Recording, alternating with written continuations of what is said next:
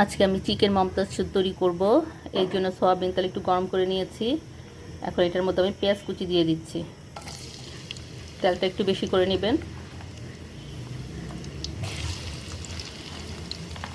কয়টা কাঁচামরিচ দিয়ে দিচ্ছি আর 2টা পাকা টমেটো দিয়ে দিচ্ছি।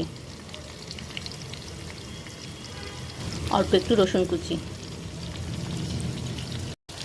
অল্প একটু মিষ্টি জিরা, যেটাকে আমরা মৌরি বলি, আস্ত জিরা। সব কিছু আমরা একটু ভেজে নিব।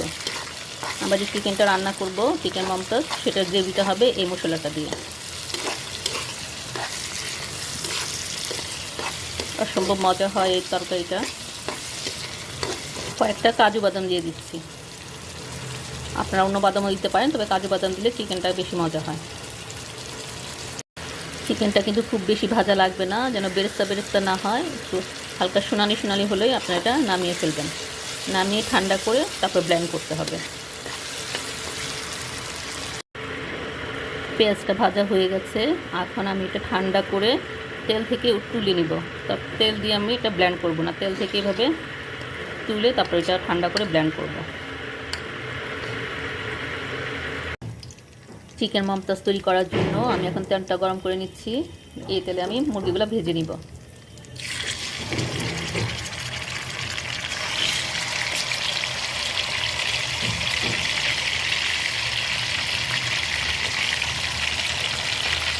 চিকেনটা ভাজার সময় আমি একটু আদা বাটা আর একটু রসুন বাটা দিয়ে দিচ্ছি।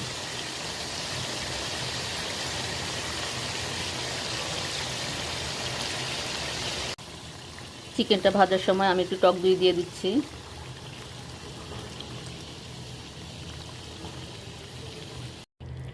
চিকেনটা মোটামুটি ভাজা হয়ে গেছে।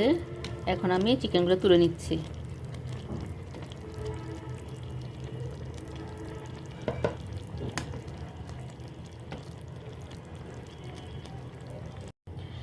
এখন এই তেলটার মধ্যে আমি যে ব্লেন্ড করে রেখেছিলাম মশলাটা, সেটা দিয়ে দিব। পেঁয়াজ টমেটো যেটা আমি ভেজেছিলাম তেলে, সেই মশলাটা ব্লেন্ড করে নিয়েছি। এখন এটা আমি দিয়ে দিচ্ছি।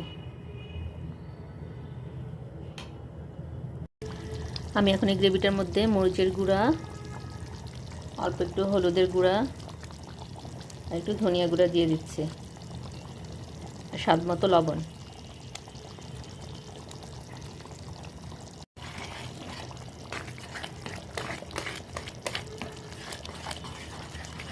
এখানে টক দই দিয়েছি, তাই অল্প একটু চিনি